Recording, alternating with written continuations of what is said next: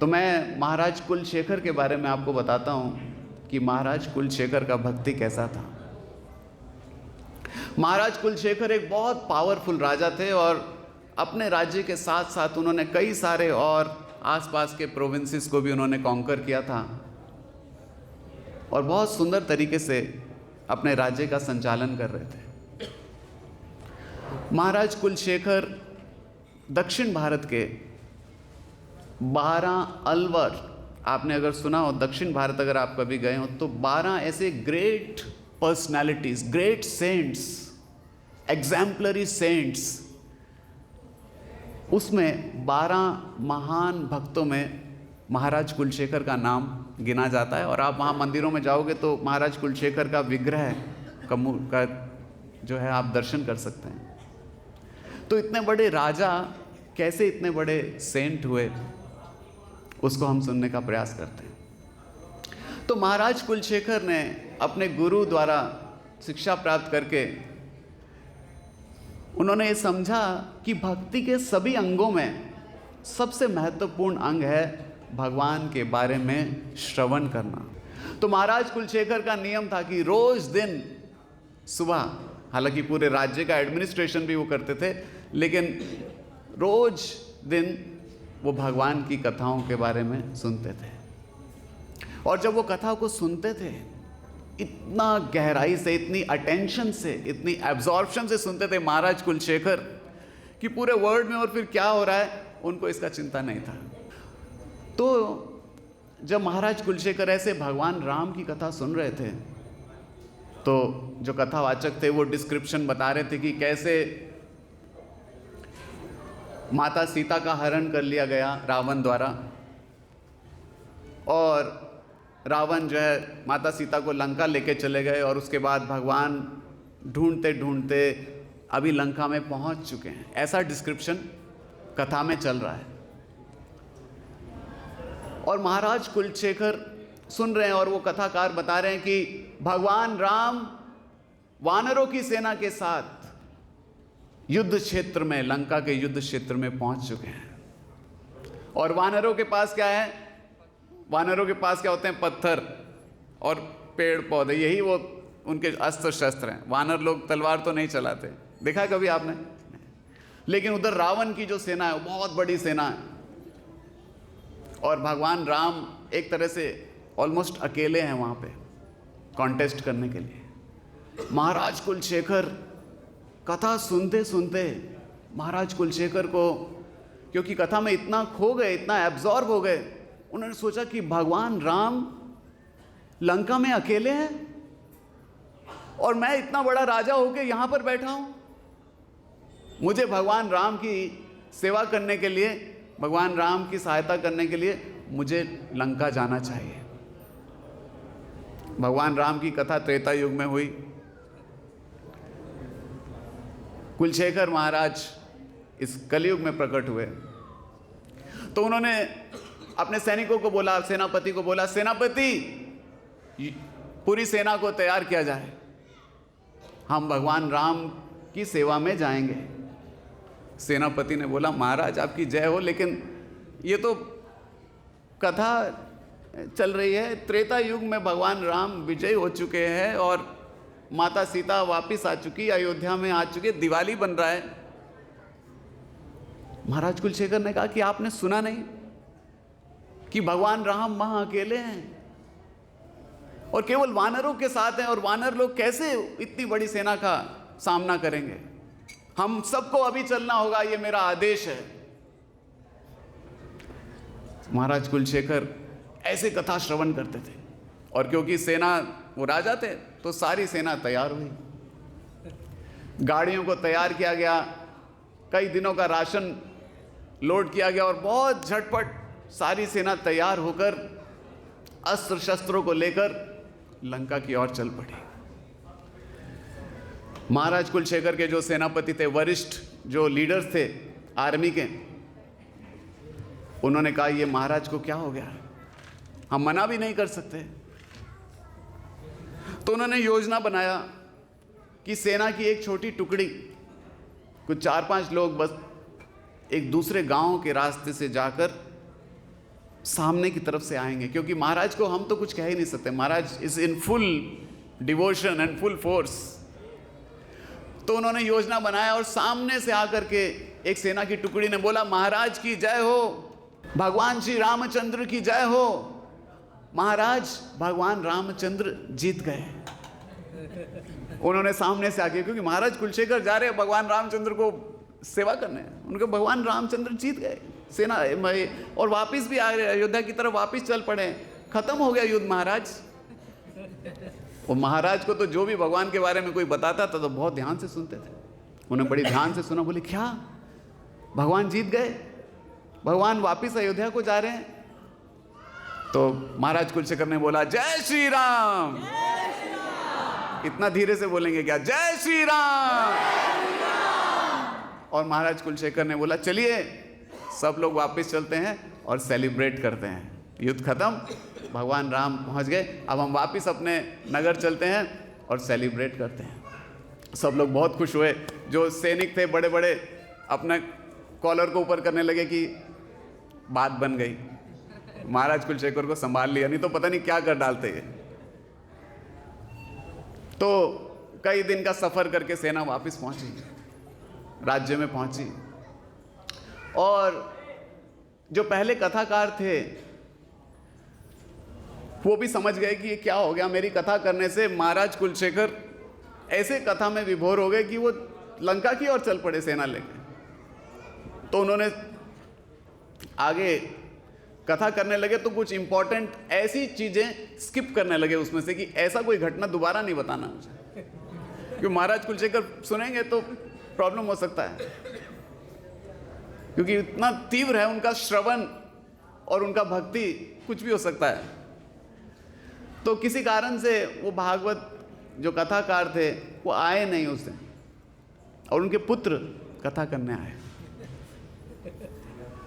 लेकिन उनको इस विचार का पता नहीं था कि महाराज कुछ इंपॉर्टेंट श्लोकों को स्किप करना है महाराज कुलशेखर जब कथा में हो।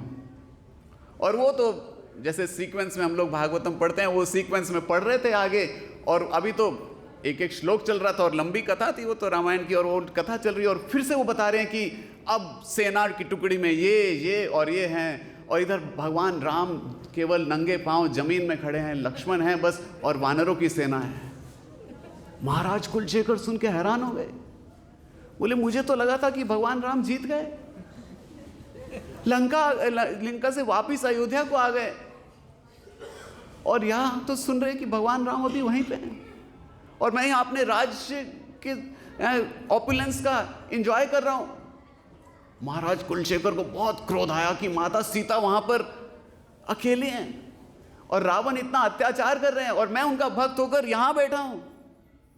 महाराज कुलशेखर ने दोबारा ऑर्डर दिया, बोले अभी दोबारा आप लोगों ने मुझे चीटिंग किया, आपने बोला कि महाराज भगवान राम जीत गए, अभी तो युद्ध शुरू भी नहीं हुआ, अभी तो सेना ही इकट्ठी हो रही है, वहां पर उसका डिस्क्रिप्शन आ रहा है। और इस बार किसी की हिम्मत नहीं है महाराज कुलशेखर को कुछ बोलने का, कि राजा है, यहाँ के मिनिस्टर प्राइम उसकी तरह नहीं है कि कुछ भी कोई भी कुछ मीडिया में बोल देगा, ये तो राजा है, राजा ने बोला दिन तो दिन, रात है तो रात। और महाराज कुलशेखर कथा सुनकर इतना क्रोधित, इस बार पहले से भी ज्यादा वेग से और क्रोध से चले लंका की ओर। और भगवान महाराज कुलशेखर अपने राज्य में खुद को राजा नहीं मानते थे। भगवान श्री रामचंद्र का एक सुंदर विग्रह मूर्ति उनके राज्य में थे, उनको बहुत सुंदर आभूषणों से अलंकृत करते थे और बोलते थे ये राजा हैं और मैं इनका दास हूँ और यहाँ सेवक के रूप में इस पूरे राज्य को चलाऊँगा। तो महाराज कुलशेखर अपने भगवान के उस विग्रह को प्रणाम करके उनसे आशीर्वाद लेकर बोले कि भगवान राम मैं आपके पास आ रहा हूँ, मैं नहीं आ रहा, मेरी पूरी सेना आ रही है, जितने लोग पहले नहीं भी गए थे इस बार सब लोग चलेंगे। और सारी सेना के साथ महाराज कुलशेखर कई दिन की यात्रा करके बिना, अब कोई हिम्मत नहीं कर रहा है महाराज कुल, सब लोग सोच रहे कि पता नहीं क्या होने वाला है। कथा तो त्रेता युग में भगवान राम जीत चुके हैं। सारी सेना चलती जा रही है और चलते चलते चलते वहाँ पे समुद्र के पास पहुँच गए, क्योंकि आगे तो समुद्र है, कोस्ट पे पहुँच गए, वहाँ पे बॉर्डर पे। और सेतु भी नहीं दिखाई दे रहा है जो भगवान राम ने बनाया था। तो लोगों ने बोला महाराज कुलशेखर सेतु भी नहीं दिख रहा है। तो उन्होंने बोला वहां भगवान राम अकेले हैं और आपको सेतु की चिंता है, हम सबको समुद्र को लांघ के जाना पड़ेगा। लोगों ने बोला कि महाराज तो हमें अब नहीं आगे चल सकते। महाराज बोले आप समुद्र के अंदर चल पड़ो और भगवान राम रक्षा करेंगे। बोले नहीं नहीं। सारी सेना पीछे रुक गई। महाराज बोलते रहे चलो चलो चलो, कोई उनके साथ नहीं चला। महाराज कुलशेखर अकेले समुद्र की अंदर पैदल चलने लगे अपनी तलवार लेके। और अभी कोई ऐसा व्यक्ति नहीं है जो उनको रोक सकता है। सब लोग पीछे से बोल रहे हैं महाराज रुक जाइए, महाराज आप समुद्र में जा रहे हैं, महाराज ये सही नहीं है। और लेकिन महाराज कुलशेखर का जो विश्वास है भगवान की प्रोटेक्शन में और भगवान की कथा में, और फिर बताते कि वो विग्रह भगवान के जो विग्रह जिनको महाराज कुलशेखर सेवा करते थे भगवान रामचंद्र के, भगवान रामचंद्र माता सीता उनके विग्रह वो समुद्र की ओर से निकलकर महाराज कुलशेखर के पास आते हैं और महाराज कुलशेखर को बोलते हैं कि कुलशेखर मैं जीत गया, ये देखो मेरे साथ में माता सीता है और हम अयोध्या वापस जा रहे हैं। आपकी सेवा के लिए बहुत धन्यवाद, अभी और आगे जाने की जरूरत नहीं है।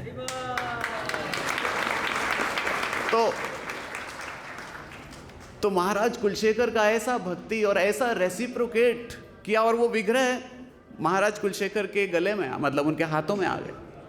महाराज कुलशेखर ने उस विग्रह को उठाया भगवान रामचंद्र के और रथ में वापस बैठे और सारी सेना सब सेना नायक जितने थे जो समझ नहीं पा रहे थे अभी तक महाराज कुलशेखर को, वो सोच रहे थे महाराज कुलशेखर शायद कुछ प्रॉब्लम हो गया मेंटल, वो समझ नहीं पा रहे थे महाराज कुलशेखर की भक्ति को।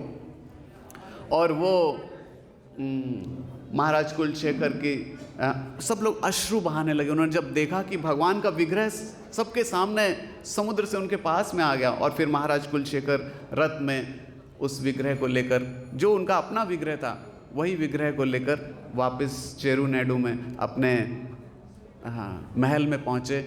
और फिर सबको पता चला कि महाराज कुलशेखर की जो भक्ति है उसका कोई तुलना नहीं है। लेकिन जो मंत्री थे वहाँ के, उनको चिंता थी कि महाराज तो हमेशा भक्ति भजन में अब लगे रहते हैं और उनका हमेशा इच्छा होता था महाराज कुलशेखर का कि मैं या तो तिरुपति जाऊं, तिरुपति नाम सुना होगा आपने, तिरुपति मंदिर, तिरुपति जाऊं या फिर मैं श्रीरंगम जाऊं। श्रीरंगम भी एक साउथ इंडिया में एक स्थान है, श्रीरंगम एक तीर्थ स्थान है। तो उन्होंने सोचा कि महाराज कुलशेखर ये बार बार तीर्थ में चले जाएंगे तो हमारा राज्य कैसे चलेगा। राज्य हालांकि बहुत अच्छे से चल रहा था लेकिन उनका कैलकुलेशन ये था कि महाराज कुलशेखर तो खोए हुए भक्ति में। तो उन्होंने क्या योजना बनाई, मिनिस्टर थे ना, इंटेलिजेंट लोग कुछ ना कुछ सोचते रहते हैं। तो उन्होंने सोचा कि हम श्री वैष्णवाइट्स, वहाँ जो दक्षिण भारत में बहुत सारे श्री वैष्णवाइट्स हैं, मतलब वो वैष्णव भक्त हैं, वो भी उनको श्री संप्रदाय के भक्त हैं। उन्होंने एक योजना बनाई कि जब भी महाराज कुलशेखर को जाना होगा ना कहीं तीर्थ के लिए, वो महाराज का उनको ये डर लगता था कि महाराज तीर्थ गए तो तीर्थ में ही रह जाएंगे और बेटा उनका बहुत छोटा है, अभी वो राज्य नहीं संभाल सकता है। तो मिनिस्टर्स ने क्या योजना बनाई कि जब भी महाराज तीर्थ पे जाने की बात करेंगे तो हम कई सारे वैष्णव को यहाँ बुला लेंगे और जब सारे वैष्णव आ जाएंगे, क्योंकि घर में अतिथि आए हैं, वैष्णव भक्त आए हैं, तो महाराज कुलशेखर जाएंगे नहीं। तो उन्होंने ऐसी योजना बनाई, उनकी योजना सफल हो गई। महाराज कुलशेखर जहाँ भी जाने लगते वो वैष्णव भक्तों को बुला देते, महाराज उनकी सेवा में लग जाते और राज्य में ही रहते। लेकिन थोड़े दिन बाद क्या हुआ कि वैष्णव इतने आने लग गए, महाराज कुलशेखर इतना प्रेम करने लगे वो वैष्णव से, अब पूरा वो जो उनका राज्य था वो वैष्णव का गढ़ बन गया। दिन रात वहाँ वैष्णव भक्त आ रहे हैं, जा रहे हैं, आ रहे हैं, जा रहे हैं। तो उन्होंने सोचा कि हमारा राज्य तो अब ये इकोनॉमिक डेवलपमेंट, इंफ्रास्ट्रक्चर, ये सब कैसे डेवलप होगा। महाराज कुलशेखर तो इन भक्तों के साथ लेके भजन ही करने लगे। अब उनको दूसरा चिंता हो गया। पहले चिंता ये था कि तीर्थ चले जाएंगे, अब उनकी चिंता हो गई कि महाराज कुलशेखर तो वैष्णव भक्तों के साथ मस्त हो गए, अब ये और ज़्यादा भजन करने लगे।